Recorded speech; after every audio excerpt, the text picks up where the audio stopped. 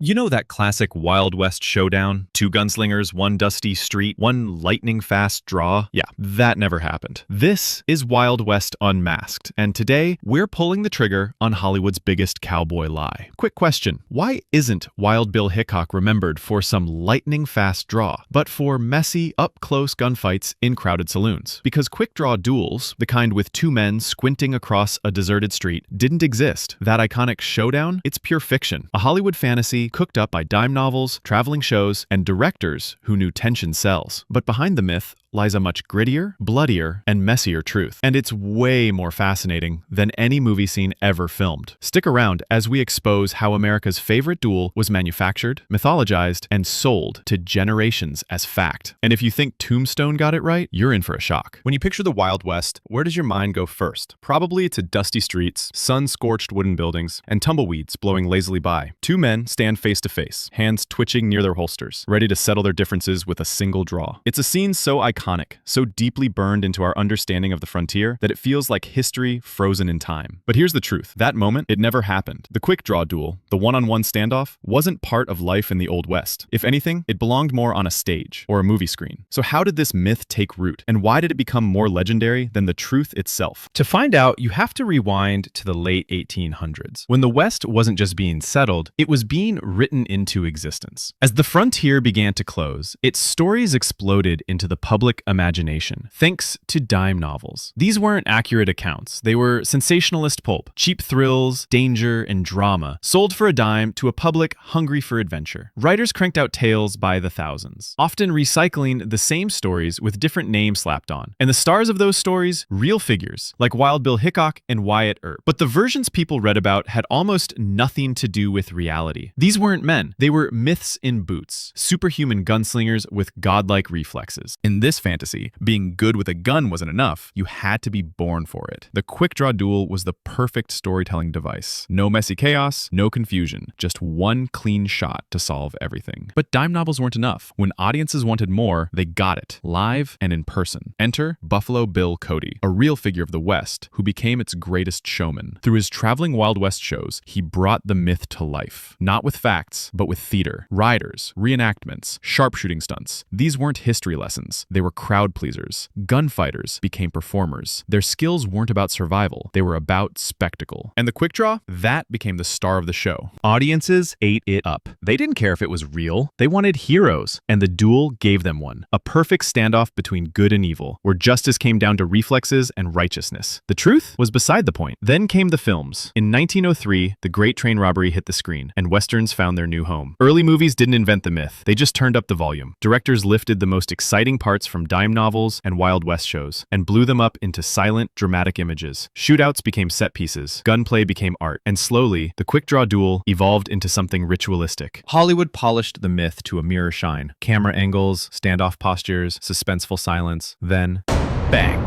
One man falls, the other walks away. It wasn't just action. It was symbolism, justice, individualism, moral clarity, wrapped into one cinematic shot. By the time John Wayne and Clint Eastwood took the screen, the quick draw wasn't just a trope. It was an expectation. Audiences didn't want realism. They wanted heroes. The question wasn't, did this ever happen? It was, how cool did it look? And the truth got buried beneath 1,000 perfect draws. Next up, what happens when Hollywood takes the myth and cranks it to 11? Let's step into the fantasy machine itself. Hollywood's Wild West fantasy. Picture it. A deserted Main Street. One man in black, the other in white. They're standing motionless as the camera lingers on their narrowed eyes, hands hovering near their holsters. The clock strikes noon. Then, bang, it's over. The bad guy crumples. The hero twirls his revolver back into its holster like he's done it 100 times before. It's perfect. Tension, release. One flawless moment of victory. But here's the twist. That image, it's more movie magic than anything that ever happened in the Old West. Hollywood didn't just create the quick draw duel. It perfected it. Early westerns like High Noon and A Fistful of Dollars made it the beating heart of the genre. Two men, one empty street, everything on the line. It wasn't just a fight, it was a symbol. Courage, justice, control. But the deeper you look behind the camera, the more obvious it becomes. None of it was real. Filmmakers knew exactly what they were doing. They amped up the drama using every trick in the book. Close-ups of squinting eyes, twitching fingers, the creak of leather. And then, snap, the draw happens in a blur. But it wasn't just acting, it was editing. Many of those showdowns were sped up in post. The draw and fire motions made to look impossibly fast, faster than any real human could manage. And the guns? They weren't off-the-shelf Colts from the 1800s. They were race guns, modified for performance, lighter trigger pulls, shorter hammer travel, grooved for rapid fanning. These weren't tools of survival, they were props of illusion. Even the holsters were fake. You've seen it, the low-slung holster tied to the thigh, also called the Buscadero rig. It's iconic, but it wasn't from the Old West. It was invented in Hollywood, made for actors to draw faster and look cooler doing it. Real cowboys, they carried guns high on the hip, built for practicality, not presentation. By the 1950s and 60s,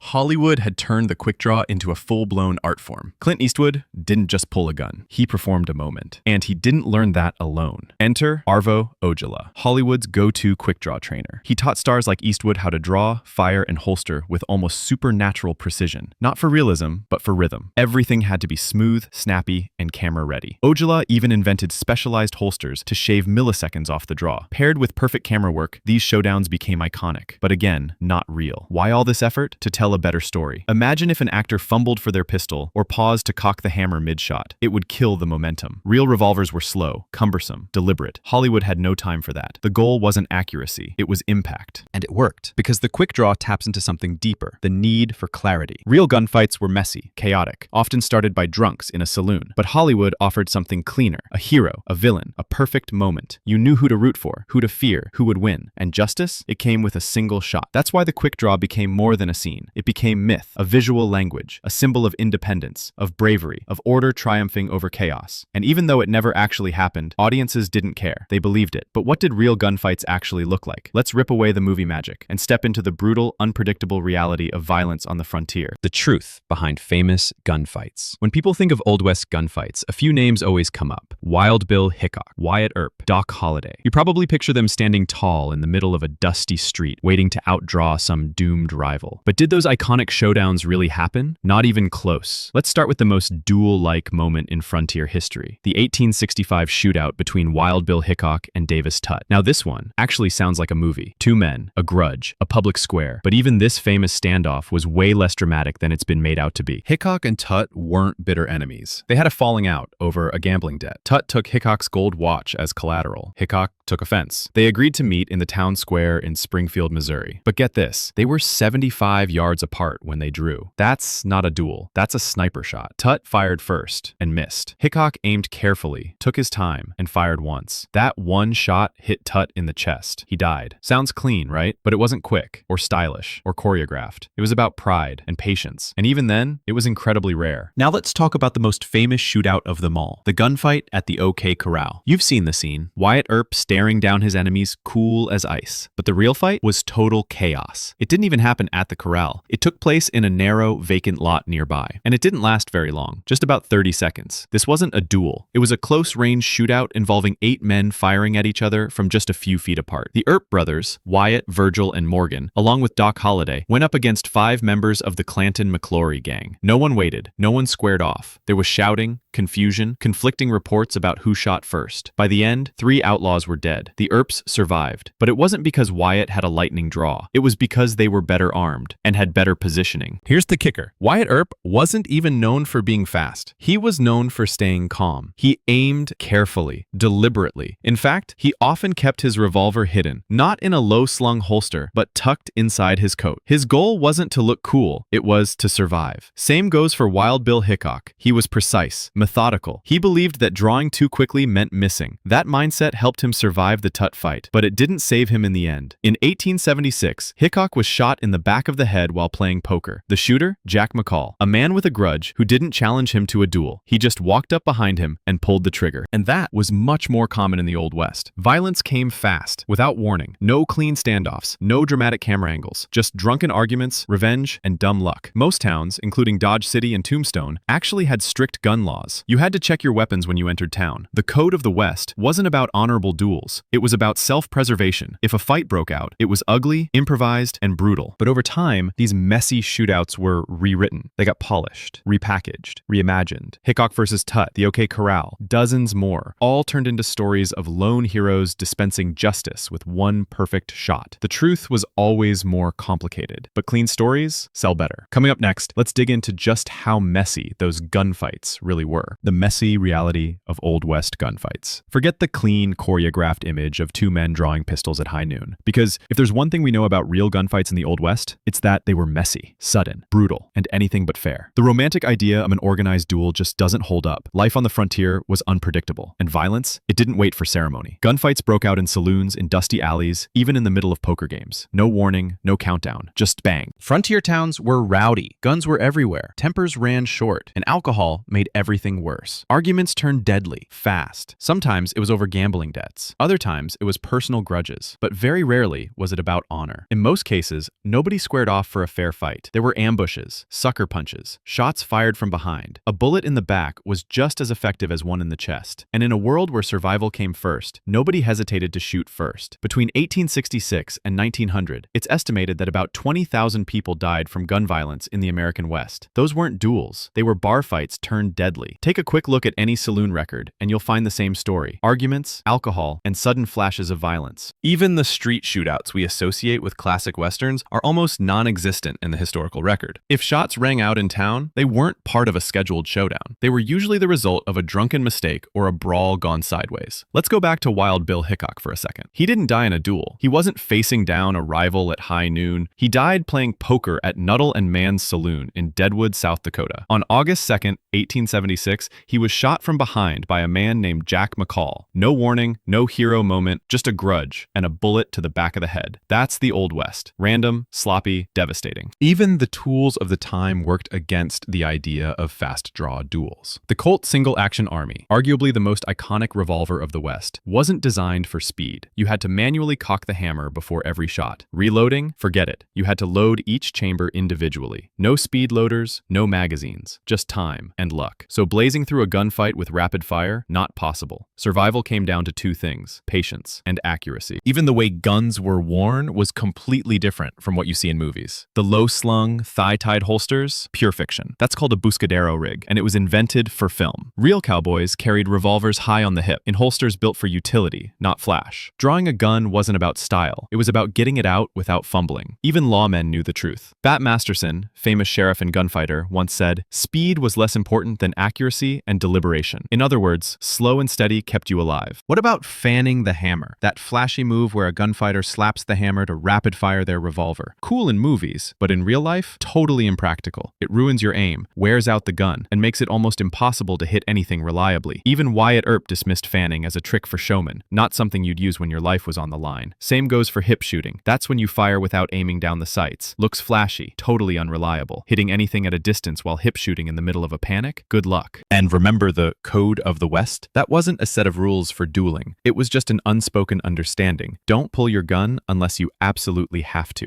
Even then, there were no rules of fairness. If someone was faster, had better weapons, or brought friends, that's just how it went. Courts often let shooters walk free if they claimed self-defense, and no one dared to contradict them. Bottom line, the Wild West wasn't defined by pose and draw battles. It was ruled by sudden violence and practical decision-making. Even the gunfight at the OK Corral, arguably the most mythologized shootout in history, wasn't a duel. It was a 30-second melee, up close, messy, chaotic. And that kind of chaos was far more common than the slow walk into legend we see on film. But here's the real question. If the truth was so ugly, why did we keep rewriting it? Why did chaos become choreography? Let's find out why we still love the lie. The quick draw duel is a Hollywood invention. We know that now. So why hasn't it gone away? Why is it still the first thing people picture when they hear Wild West? The answer is bigger than the myth itself. At its core, the quick draw is satisfying. It simplifies everything. Conflict becomes binary. Good guy versus bad guy. No gray areas, no moral mess, just one moment where justice wins. In real life, things are complicated. But in a duel, clarity reigns. One twitch, one shot, one hero left standing. It's the fantasy of a world where courage and skill can solve everything in a second. Hollywood understood that from the very beginning. Directors like John Ford didn't chase accuracy, they chased meaning. In films like Stagecoach or The Man Who Shot Liberty Valance, the quick draw wasn't just action, it was symbolism. It became a cinematic shortcut for heroism. The lone gunslinger, facing danger, resolving chaos, with one well-timed move. And everyone watching knows what it means. That universality made it unstoppable. Every audience, no matter where or when, understands that standoff. And filmmakers leaned into it, hard. Slow zooms, dramatic silence, sudden bursts of action. It's not history, it's visual poetry. But there's something else going on too, something deeper. The quick draw taps into a very specific kind of American myth. The myth of the individual. One person, alone, strong, standing against chaos, and winning. This isn't just about cowboys. It's about identity, self-reliance, moral certainty, triumph through willpower. These are values baked into the culture. And the quick draw duel fits them perfectly. That's why it keeps evolving. From dime novels to traveling shows to black and white film to Technicolor, even now it lives on. Video games like Red Dead Redemption, TV series like Westworld. The imagery is still powerful, still familiar, still fun, and honestly, most people know it's fake, but they go along with it anyway because it's a great story. You don't watch a Western to see a guy reloading in panic while ducking behind a table. You watch to see the hero face down evil and fire the perfect shot. The quick draw isn't about accuracy. It's about resolve. It's wish fulfillment. The fantasy of a world where the good guy really can win